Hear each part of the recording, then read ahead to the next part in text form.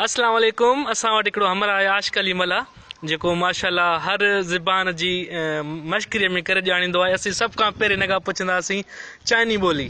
हा आशिक़ भाउ ॿुधायो।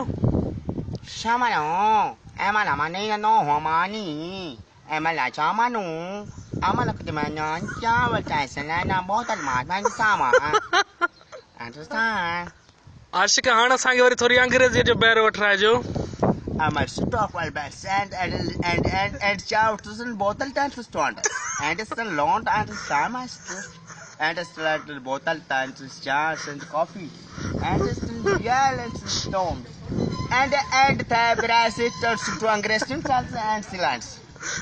आशिक़ असीं तव्हां खां वरी थोरो पश्तो ज़बान जो ॿाहिरि वठंदासीं।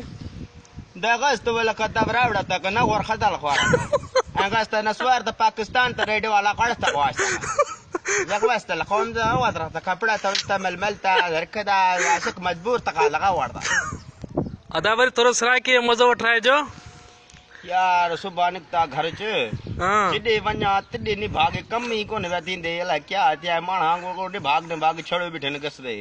अच्छा ए मारे इडे गया तिडी नि भाग बधा पियाए आण त खीसा विच सुनी पई वे क्या करांस। आशिक़ मुंहिंजो खिलाइण वरी थोरी पंजाबी थी वञे। ओ यार मेरी की तू घर भरेंदी है मैं जानदा अपने गोठ। अच्छा हाँ मैनू मजा नहीं आंदा जानदा गोठ मेरे छोटे छोटे बच्चे हैं तो मैं उनकी सार संभाल ते लवां। मिठाण थोरी बलोच की थी वञे भला। अला थे गुशी दा माए गुशी न तो गुडा भांगा गिदड़ जांबे मी छवाल गिचा गनु चिक चिका गनु ये दिन बागड़ी जिगरान मला बागण जी आवाज में कच्चे फसल जमी कुछ बुधायो। हा यार कच्चर नु कीड़ो लगी गयो हो कच्चर भी कोई नहीं बच्चो हा टणशो भी खराब थाई गयो हो गट्ठे नहीं पोखई करी रो हूं देखूं मना मजा आवी जा है गट्ठे नहीं तो अग तो कोई ना देखी रहो तो कल करी कही रो हूं ऐसे कर हो गड्ढा गड्ढा पर हो बावर जाई रो हूं गल्लो गर्क थाई गयो है आ कोई नहीं मिली रो है वापस तो मैं दी रहूं ठीक के महा टिड़सी तो देशी में।